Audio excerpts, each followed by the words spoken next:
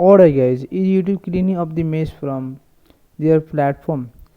Because 4.8 million channel has been terminated from YouTube, and yeah, 9.5 million videos has been removed from YouTube. And yeah, I think this is the really crazy decision that YouTube has done ever. And so you might be wondering, why YouTube is doing this all kind of things? Why were they removed from YouTube?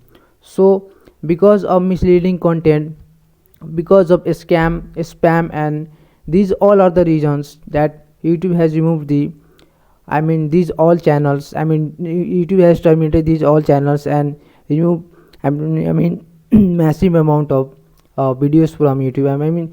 I think that YouTube is cleaning the mess from YouTube. And so if you also wanna survive from these all things, just try to avoid the making misleading content and violating the YouTube community guidelines. So just don't do these all the things, and your channel will be safe and there will be no problem with that all.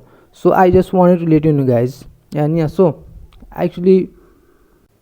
guys, you might be wondering how YouTube is removing this all amount of massive amount of videos and channel from YouTube.